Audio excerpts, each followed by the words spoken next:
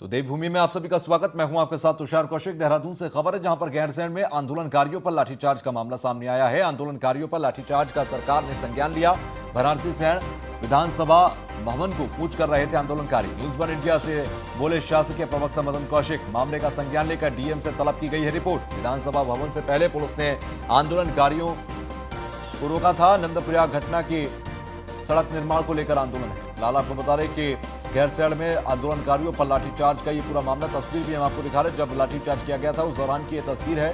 तो विधानसभा भवन से पहले पुलिस ने आंदोलनकारियों को वहां से दौड़ाया, लाठीचार्ज कर दौड़ाया गया। उसी दौरान की तस्वीर, पुलिस ने लाठीचार्ज किया।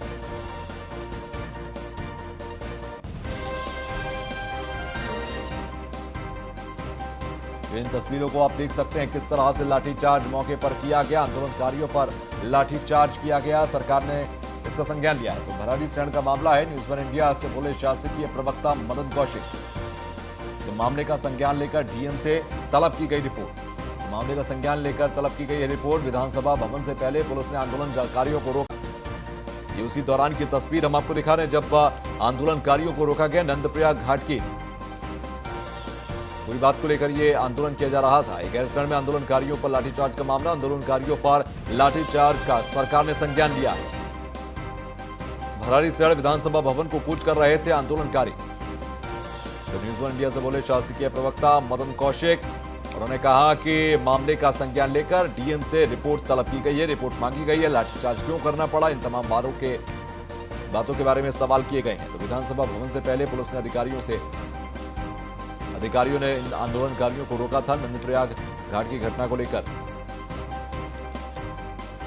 नंदप्रयाग घाट की सड़क निर्माण को लेकर ये पूरा आंदोलनकारियों को रोका भी गया था। नंदप्रयाग घाट के सड़क निर्माण को लेकर ये पूरा आंदोलन किया गया। तो मामले का संज्ञान लेकर डीएम से रिपोर्ट तलब की गई है। न्यूज वन इंडिया से बोले शासकीय प्रवक्ता मदन कौशिक। मामले का संज्ञान लेकर डीएम से रिपोर्ट तलब की गई।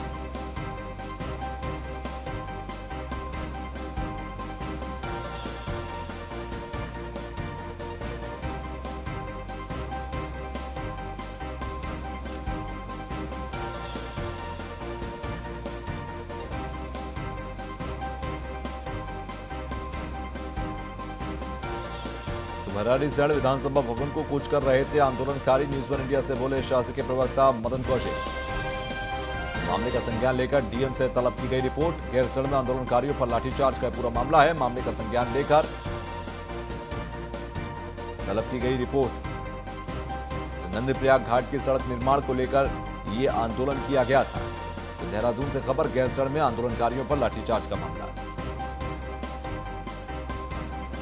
फहीम तना रेजिडेंट एडिटर हमारे साथ जुड़ गए हैं। फहीम, जिस तरह से सरकार की तरफ से संज्ञान लिया गया और डीएम से रिपोर्ट तलब की गई है, ये घटना क्यों थी, आखिर क्यों पुलिस को लाठीचार्ज करना पड़ा, कुछ जानकारी मिल पाई है कभी क्या अभी इस बारे में?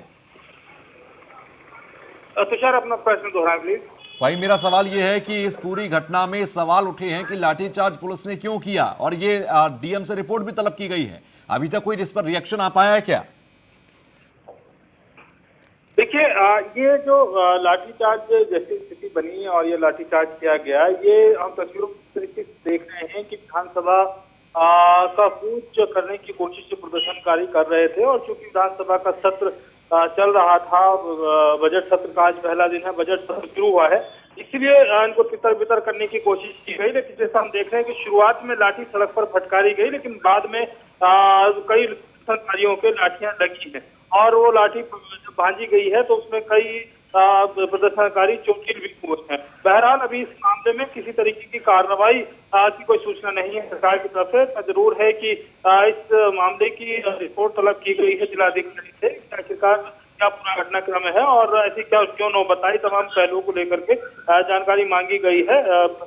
सरकार की तरफ से डीएम से रिपोर्ट तलब की गई है, लेकिन अभी तक तो कोई एक्शन हुआ है इस तरह की कोई खबर नहीं है। इन आंदोलनकारियों का क्या कहना है, क्योंकि ये सीधे कूच कर रहे थे आगे की तरफ, भराड़ी सैण की तरफ, और इन्हें रास्ते में रोक लिया गया। ऐसी कौन सी घटना बनी कि लाठीचार्ज करना पड़ा? देखिए, ये इसमें जो लोग शामिल हैं, ये नंदप्रयाग घाट की एक सड़क है और ये इसका तकरीबन 5 किलोमीटर का पैच है और इसके चौड़ीकरण और कुछ हिस्से में निर्माण की मांग लगातार लंबे समय से चल रही है। हालांकि जो सूचना मिल रही है उसमें यह है कि इसका लिए पैसा जारी हो चुका है, लेकिन अभी काम शुरू नहीं हुआ है। तो बहरहाल इन स्थानीय लोगों का ग्रामीण जो उसके उस सड़क के आसपास के ग्रामीण इलाके के लोग हैं और जो उससे जिनको लाभ मिल रहा है, जो जिन क्षेत्र के लोगों का, वो उसमें शामिल थे और उनकी मांग ये है कि ये समयबद्ध तरीके से इसकी घोषणा की जाए, बताया जाए कि कब से काम शुरू होगा और कब इसका काम पूरा हो जाएगा, क्योंकि ये लंबे समय से इसकी मांग चल रही थी। तो बहरहाल ये एक डेडलाइन की मांग लगातार कर रहे हैं और ये वो एक निश्चित चाहते हैं कि कब तक ये तैयार हो जाएगी, इसी मांग को लेकर के ये प्रदर्शन था। ठीक है फहीम, लेकिन साथ ही साथ देखा जाए जिस तरीके से ये आज घटना सामने आई है, क्या विपक्ष को या फिर तमाम सियासत के अगर बयानों की बात करें तो क्या इस घटना के बाद सियासत भी शुरू हुई है? निश्चित तौर पर विपक्ष ने इस घटना की निंदा की है और गंभीर बताया है कि अपनी मांग को लेकर के प्रदर्शन करने पर लाठी भांजी जाएगी। तो ये तस्वीर किस तरीके की है, ये कहना विपक्ष का है नहीं, साफ तौर पर इस घटना को लेकर के विपक्ष जो निंदा कर रहा है और इस घटना को काफी गंभीर बता रहा है। ठीक है, बहुत इस खबर पर जानकारी के लिए शुक्रिया। आगे भी आप बने रहिए हमारे साथ, एक और खबर पर आपसे जानकारी लेंगे। खबर देहरादून से है, जहां पर उत्तराखंड शिक्षा व्यवस्था में परिवर्तन को लेकर सीएम ने एक बड़ा ऐलान किया है। सरकारी स्कूलों में मर्जर किया जाएगा। आपको बता दें कि प्रभारी सचिव नीरज खैरवाल की अध्यक्षता में सीएम ने कमेटी बनाई है। स्कूल बस की छात्रों को सुविधा मिलेगी। बस से घर आने और जाने की सुविधा देने की तैयारी कर रही है सरकार। हर बेसिक स्कूल में होगी 5 शिक्षकों की नियुक्ति। तो सीएम त्रिवेंद्र सिंह रावत की तरफ से बेसिक स्कूलों की और बेहतर इंफ्रास्ट्रक्चर को करने और तमाम शिक्षा की गुणवत्ता को सुधारने के लिए कुछ फैसले लिए गए। उसी दौरान उन्होंने कहा कि मर्जर भी यहां पर स्कूलों के किए जाएंगे।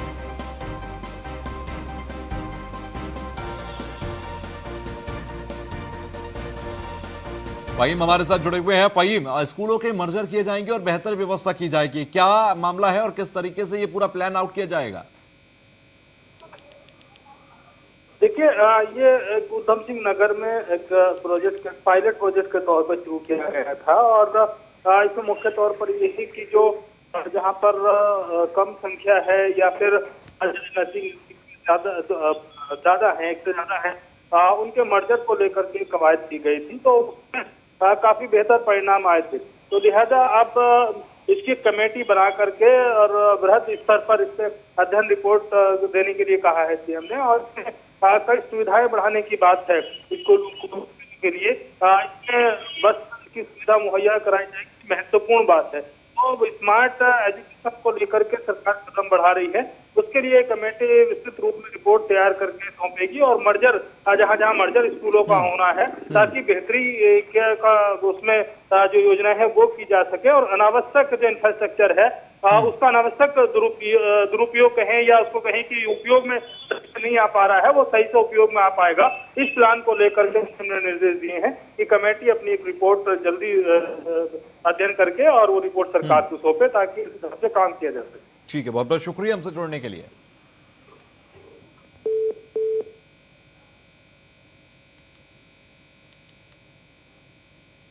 खबर देहरादून से है, जहां पर उत्तराखंड में आज से खुले सभी डिग्री कॉलेज और यूनिवर्सिटी। सभी प्रकार की कक्षाएं ऑफलाइन भौतिक रूप से चलेंगी। पहले दिन डिग्री कॉलेज में छात्रों की काफी तादाद दिखाई दी। डिग्री कॉलेज में पहुंचे छात्र छात्राओं में काफी उत्साह भी नजर आया। कोरोना काल के करीब 1 साल के बाद डिग्री कॉलेज पूरी तरह खुल गए हैं, तो ये सभी प्रकार की कक्षाएं ऑफलाइन भौतिक रूप से, यानी कि अब सारे लोगों को कॉलेज जाना होगा। सभी प्रकार की कक्षाएं ऑफलाइन भौतिक रूप से चलेंगी। देहरादून से ये तस्वीरें भी हम आपको दिखा रहे हैं। डिग्री कॉलेज पहुंचे छात्र छात्राओं में काफी उत्साह देखा गया। लगभग साल भर बाद आज कॉलेजेस खुले।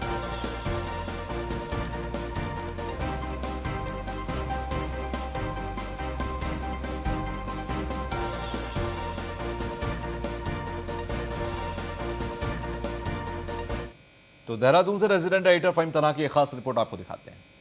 1 साल हो रहा है कोरोना काल में, जब लॉकडाउन लगा उसके बाद सभी शिक्षण संस्थान, कॉलेजेस, यूनिवर्सिटी बंद कर दी गई थी। आज 1 मार्च से डिग्री कॉलेजेस, यूनिवर्सिटी की सभी क्लासेस ऑफलाइन शुरू हो रही हैं, हर तरीके की क्लासेस। इसको लेकर के 2-3 दिन पहले आदेश जारी कर दिया था उच्च शिक्षा विभाग ने और अब आज कॉलेज खुला है। आज हम यहाँ डीएवी कॉलेज में खड़े हुए हैं, सबसे बड़ा कॉलेज माना जाता है छात्र संख्या के लिहाज से, और डीएवी का आप नज़ारा देख सकते हैं कि वैक्सीन आई है तब से कोरोना की तो कमर ही टूट गई। तो अब एक अच्छा वातावरण है और फिर से स्वस्थ वातावरण में लोग बड़े विश्वास के साथ और पहले के जैसे वातावरण में लोग अब आ गए हैं और परीक्षाएं भी यहाँ पर चल रही हैं नियमित रूप से। और मैं इस बात को भी आपके चैनल के माध्यम से कहना चाहूँगा कि ऑफलाइन अब जो क्लासेस स्टार्ट होने वाली हैं वो ऑनलाइन से ज़्यादा बेटर है, क्योंकि कई हमारे छात्र ऐसे थे जो गांव में पढ़ने वाले थे, वो उनके यहाँ नेट की समस्या होती थी, कनेक्टिविटी की प्रॉब्लम होती थी, तो ऑफलाइन माध्यम से अब आएंगे और छात्रों में जो एक ऑफलाइन का एक देखने में जो मतलब सुझाव मिल रहा है, तो कहीं ना कहीं बच्चों में एक सकारात्मक माहौल है। पूरे लॉकडाउन जो रहा बंद रहा, कॉलेज बंद था, बच्चों को बहुत उत्साह है कॉलेज खुले हो, पढ़ाई हो, क्योंकि काफ़ी टाइम से कहीं ना कहीं पे ये सब चीज़ डंप हो चुकी है, बच्चा पढ़ाई से थोड़ा सा दूर भी हो चुका है। ऐसा नहीं है, बच्चे सब में उत्साह है। हाँ, थोड़ा सा ये है कि इंस्ट्रक्शन के साथ हम लोग कॉलेज में आए। ऑफलाइन ज़्यादा बेस्ट है। ऑनलाइन से ये होता है कि गांव में किसी के नेटवर्क नहीं होते हैं, कुछ जगहों में विदाउट नेटवर्क क्लासेस नहीं दे पा रहे हैं, किसी को फ़ोन चलाना नहीं आता, किसी के बच्चे ऐसे होते हैं, गाँव की लड़कियाँ होती हैं ना जो नेटवर्क की थोड़ा इशू रहता है, तो इसलिए मेरे लिए बेस्ट है कि ऑफलाइन ज़्यादा सही रहेगा। हमने भी अपने कॉलेज में MKP कॉलेज में ज्ञापन भी दिया इस चीज़ का कि ऑफलाइन क्लासेस हों, और जो कि हमारी स्टार्ट हो चुकी। खबरों में आगे बढ़ते हैं। सीएम के OSD धीरेन्द्र पवार की मध्यस्थता के बाद दूर हुई रामनगर डांडा सड़क की बाधा। इस दौरान ग्रामीणों ने अपना धरना समाप्त किया। को बता दें, डोईवाला विधानसभा क्षेत्र के थानों न्याय पंचायत अंतर्गत रामनगर डांडा में वन क्षेत्र के अंतर्गत सड़क निर्माण की मांग कर रहे ग्रामीणों के बीच आज मुख्यमंत्री के OSD धीरेन्द्र पवार ने पहुंचकर ग्रामीणों को आश्वस्त किया कि जो व्यवधान सड़क मार्ग में बनने में आ रहे थे उनकी बाधाओं को दूर कर दिया गया और अधिकारियों को सड़क निर्माण करने के निर्देश दे दिए गए हैं। द्वारा रामनगर डांडा क्षेत्र को 3 किलोमीटर सड़क स्वीकृत कराई थी, जिसमें 300 मीटर वन क्षेत्र होने के कारण सड़क नहीं बन पा रही थी, जिसकी वजह से ग्रामीण धरने पर बैठे हुए थे और वो विषय माननीय मुख्यमंत्री जी के संज्ञान में आया और माननीय मुख्यमंत्री जी के निर्देश पर हमने आज बैठक बुलाई सचिवालय में। उसमें वन विभाग के अधिकारी, PWD के अधिकारी मौजूद रहे और उसमें तय किया गया है कि ये सड़क ग्रामीणों के हित में बननी चाहिए और आज हम मौके पर आए थे और इस सड़क का निर्माण कार्य भी शुरू हो गया है। मैं माननीय मुख्यमंत्री जी का और सभी का बहुत बहुत धन्यवाद करना चाहता हूँ। रामनगर डांडा में कुछ लोग रामनगर डांडा वन मोटर मार्ग के डामरीकरण के लिए हड़ताल पे बैठ गए थे। PWD और वन विभाग में आपसी समझौता हो गया है। PWD भूमि हस्तांतरण की कार्रवाई शुरू करेगा और आज से रोड में डामरीकरण का कार्य शुरू हो गया। खबर हरिद्वार से 2 बसें बनी आग का गोला, दमकल की टीम ने पाया आग पर काबू। वर्कशॉप में वेल्डिंग के दौरान आग लगी थी, तो आपको बता दें कि वेल्डिंग के दौरान ये पूरी आग की तस्वीर सामने आई। दमकल की टीम ने आग पर काबू पाया। हरिद्वार में 2 बसें आग का गोला बन गई, तो मौके पर दमकल की गाड़ियों को सूचना दी गई और उन्होंने पहुंचकर आग पर काबू पाया। तो ये 2 बसें आग का चलते चलते गोला बनी। वर्कशॉप में वेल्डिंग के दौरान ये आग लगी।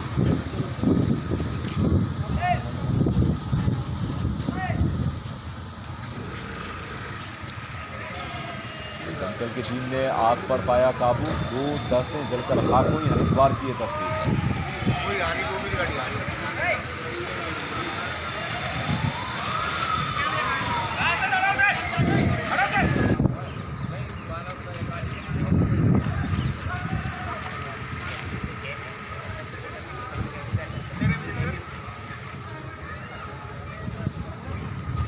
दमकल की टीम ने आग पर काबू पाया। उसी दौरान की यह तस्वीर भी है हरिद्वार से। 2 बसें आग का गोला बनी। वर्कशॉप में वेल्डिंग के दौरान आग लगी।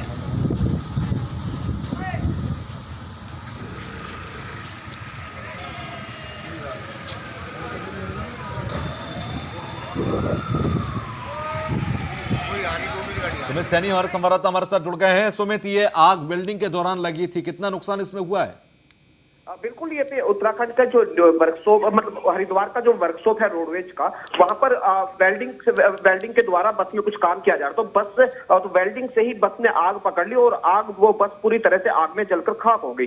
बड़ी मुश्किल से वहां पर फायर ब्रिगेड की 2 गाड़ियां वहां पर पहुंची। बड़ी मुश्किल से आग को काबू पाया गया। जी ठीक है, शुक्रिया हमसे जुड़ने के लिए। दूसरी खबर है, यात्रा और पर्यटन मेला 2021 का आयोजन किया गया। 26 से 28 फरवरी तक कोलकाता में फेयर हुआ आयोजन। कई राज्यों के प्रमुख ऑपरेटर के साथ नेटवर्किंग की गई। बंगाल के लोगों को 4 धाम यात्रा के लिए आमंत्रित करना आयोजन का प्रमुख उद्देश्य है। इस मौके पर सच्चे पर्यटन दिलीप जावलकर ने बताया कि राज्य सरकार कोरोना काल के पश्चात राज्य के पर्यटन उद्योग के लिए पुनरुत्थान के लिए प्रतिबद्ध है और इसी क्रम में पर्यटन विभाग द्वारा देश भर में आयोजित होने वाले प्रमुख ट्रेवल मार्ट और प्रदर्शनों में प्रतिभाग किया जा रहा है। उन्होंने बताया कि राज्य सरकार द्वारा राज्य के पर्यटन क्षेत्र के स्टेक होल्डर्स के साथ इन आयोजनों में भाग लिया जाता है, जिसमें वो दूसरे राज्य के ट्रैवल एजेंट और टूर ऑपरेटर के बीच अपने व्यवसाय का भरपूर प्रचार प्रसार करते हैं।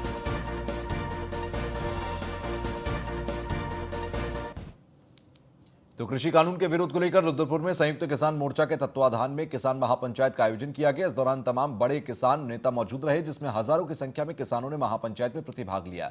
महापंचायत में किसान नेता राकेश टिकैत, डॉक्टर दर्शनपाल सिंह, गुरनाम सिंह चड़ूनी, पंजाबी अभिनेता सोनिया मान, पंजाबी गायिका रुपिंदर हांडा ने शिरकत की। इस दौरान पंचायत के कृषि कानून को वापस लेने और गाजीपुर बॉर्डर में अधिक से अधिक किसानों के पहुंचने का आह्वान किया गया।